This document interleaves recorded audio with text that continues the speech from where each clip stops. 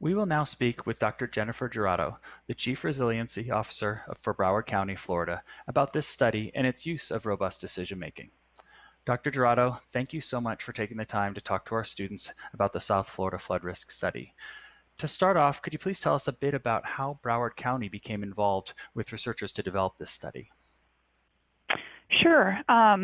Well, it seems that there was an original opportunity and that I received an inquiry about our general interest in participating in a more in-depth evaluation of how hydrologic tools that we had developed could be enhanced with integration of land use considerations and the combined impacts of future environmental and investment decisions in looking at exposures and risk under future decades and changes in hydrology and precipitation that could be compounding some of these risks. And so we had quite a history of developing these very advanced tools, but we had a limited ability to really translate the results of hydrologic modeling into a framework that would allow us to easily communicate with decision makers and kind of share the findings of these types of analyses. So it was a very unique opportunity to look at how we could combine some of the technical work that we'd been undertaking really over a course of decades and use a framework in this case that Rand had developed that could be utilized to look at maybe various combinations of scenarios and use that type of output to help inform decision making. And so we were really appreciative. Oftentimes we might be solicited to participate in academic-like evaluations, which we're very pleased to participate in. But ultimately, in this particular instance, we were invited to help develop some of the narrative and really lay out some of the challenges that we're facing and how a decision support tool could better help inform our processes. And so, again, it was a very unique and beneficial opportunity to be very engaged from the beginning, from the initial proposal development and then through the study itself. Oh, that's great. And could you talk a little bit more about stakeholder engagement and how the project worked with stakeholders in the South Florida region as part of this effort? Sure. There were various aspects to the stakeholder engagement process. Early on, we were needing to bring together the right data sets, and so practitioners who worked in the relevant fields. So, for example, we made sure that folks who were engaged with planning and transportation were intimately involved with the early part of the project. And in fact, I remember that being a lot more complicated than I would have anticipated. But there was a lot of, necessity of reviewing how land use designations were represented not only across counties but across the entire region. We were trying to bring together data sets for multiple counties, and nobody was utilizing the same cataloging feature. There were different scales, there were different coding, and in this case we were looking at future land use decisions. And so there were some unique approaches that were applied, and in some instances there was kind of this random distribution of population, and in our case, not entirely random. It was based upon maybe elevation, for example, and so there'd be this preferential kind of organization of future land use and populations based upon elevation. But maybe that didn't take into account a lot of the infrastructure that was being contemplated as part of transit-oriented development. Maybe there'd be some overlap, but there was a lot of back and forth that was needing to occur relative to those early kind of land use data sets. There was a lot of stakeholder participation and review from a technical technical standpoint as it related to the LIDAR elevation itself, and some questions if there was, this was taking place, the study, at a time in which we were converting datums, and so that required a great deal of review and an assurance that the datum were consistent across the area. We had hydrologic modelers from federal agencies as well as from our local organizations, our counties, that were engaged in reviewing the merging of the hydrologic data sets and validating some of the early results. Was what the model producing kind of consistent with what we had modeled historically and what we knew about the environment? And then, so that was some of the original setup. But then as we went through the process, or the project, and we're looking at modeled outcomes, that really spurred an entirely different level of review, because there were things that were being revealed, vulnerabilities that were being exposed that might not have been entirely intuitive. And one of the unique things about the study was this evaluation of risk and how we could see exposed assets being concentrated in certain areas. Now, some of that might have been a function of coastal exposure and rising seas, but some of this too was a function of where we were choosing to put assets relative to areas that were exposed for a different reason. And then there might be a third set of scenarios where, again, it was this combination of data sets. But when we began to look at risk, and we began to see that there were some areas of the western part of the county that were consistently revealed as hot spots for exposure, that did spur another level of outreach, and frankly with a portion of the community that hadn't been particularly engaged in this risk discussion previously, because they were more inland and viewed this future exposures and climate risk as being something a little bit more coastal.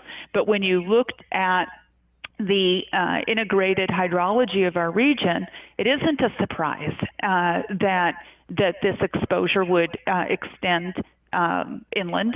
And furthermore, the development patterns of our region and the landscape resulted in development in areas where flooding's problematic anyway. But the most curious thing was that as the final results were being produced and we were looking at this western exposure and really struggling, it seemed much more severe than what we thought to be reasonable based upon the modeled results. And then came this tremendous rainfall event that nobody had witnessed since maybe the early 1980s.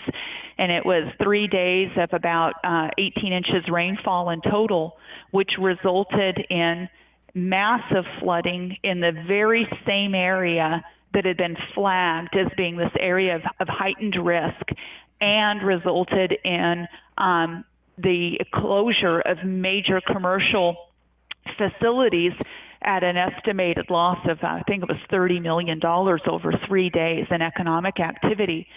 So the stakeholder engagement that occurred as a result of that particular event, and the continued evaluation of this particular tool and looking at risk and exposure as it extended across the entire landscape, and thinking, where do we have more in the way of these types of events that might help validate some of the predictive capacity that this decision-making tool can lend. So it was a very interesting learning process, quite fortuitous. That economic consequences were nothing to celebrate, but it was an opportunity that ended up really serving the community well in terms of raising awareness. Well, that's great. I mean, you touched on so many of the themes of robust decision making in this kind of analysis, including the importance of stakeholder engagement and the use of models to identify vulnerabilities, and then in this case, an opportunity to return back to the stakeholders to reinforce the technical findings with an actual event. Given that this methodology seems to, and the study seems to have provided, some critical insights. How do you see this kind of work, or this, approach to analysis supporting climate adaptation planning in Broward in the coming years? Mm-hmm. Well, one of the more interesting facets of the tool, and I remember when we were working through the exercise, was this analysis of kind of the lag in recovery that comes with a community when a community is trying to recover from the economic impacts of an event. And there were some analogies that were drawn when we were looking at comparing the application or the analyses in our region as compared to, I think it was Louisiana post-Katrina. And this ends up being reinforcing of the need to ensure infrastructure investments are timely. Because what the tool allowed us to evaluate in part was, as you begin to see these impacts, what's happening to economic values, what's happening to real estate values, and how many of these events can you have occur in this kind of cyclical or predictive manner before you're just not seeing the same level of recovery. It just doesn't matter how many years come by, the recovery isn't being achieved, and it's a longer and longer delay to that kind of rebound that you need to see. And that ends up being of real importance in our region, where so much of the tax base is oriented around real estate.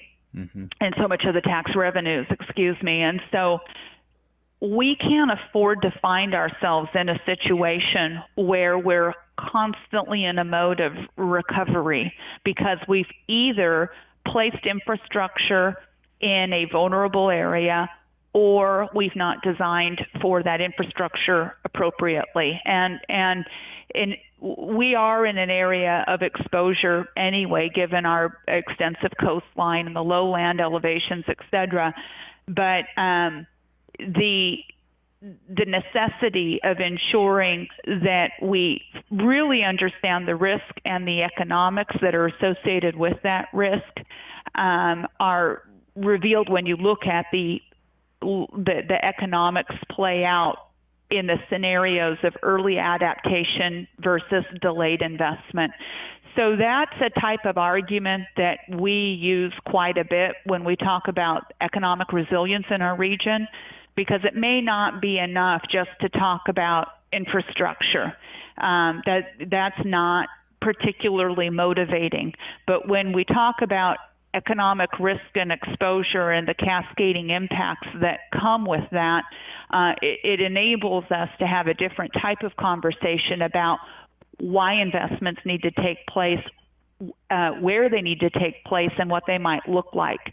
And in fact, that has enabled us, through that conversation, it has enabled us to advance in the last year significant changes to project development requirements that are accounting for future flood risk. And in these conversations, we have used the drainage and stormwater detail from the models and on-the-ground experiences to provide justification for why we need to be designing our systems differently. So I do see the application being integrated into a lot of the conversation that we have today about where we build, how we build, and the other types of infrastructure and risk reduction measures that need to come into consideration. Oh, very interesting. So it sounds like this type of approach is really enabling you to have the kinds of conversations that really need to be had around climate adaptation. Those conversations that might have been difficult to have previously, but now with this additional information and the stakeholder engagement, you can push those conversations forward. It's definitely the case, and it's beyond the traditional audience. So it's not surprising that the planners would be there, or the transportation folks, or the water managers, or the park manager. The practitioners are very comfortable utilizing these tools, but we have a difficult time integrating all of those components into like a salient conversation when we need to talk to budget people or elected officials or residents, or in particular, it's the private sector. And in particular, in the last several years in our region, it's the ability to talk more about development trends, and future economics of the region with the private sector, and utilizing some of this information from these types of tools in that conversation. So we may not be showing all of the technical information on the back end, but we're translating it through the through the tool to conversation talk points that allow us to be better communicators with the greater field of stakeholders in our region. All right. Yeah, it sounds as if the communicating some of the findings is an area where you're continuing to work, and honestly can be a challenge sometimes with this type of methodology. Yeah, and I think that in our case, it's really important to be able to talk. And part of our lesson has been not just about the risk that's being realized in 60 to 100 years. That in the end, those are predictive in terms of maybe the scale and the nature of the event, but we're having these experiences now, and being able to talk about the kind of like the short, the intermediate, and the longer term considerations, and that there are benefits being derived relative to immediate consequences and immediate investments, while we're reducing later exposures and risks. So it's allowed us to make it a much more immediate area of focus, rather than one where there might be a tendency to try and defer because things seem kind of abstract in that time frame. Again, when you're able to take a future conditions model and relate it to these extreme events that are happening now, and say, look, these aren't exaggerated. This future condition is actually playing out now. The question is with what level of regularity are we going to see these? And if we can't tolerate it now, we certainly can't tolerate it in 50 to 60 years as a monthly occurrence or what have you. So it's allowed us to create a level of urgency that's hard when you're only looking at modeled results. Well, that's great. Well, thank you so much for taking the time to talk with us. This was really, really informative to our students, I'm sure. And I, again, really appreciate you taking the time. Thank you so much.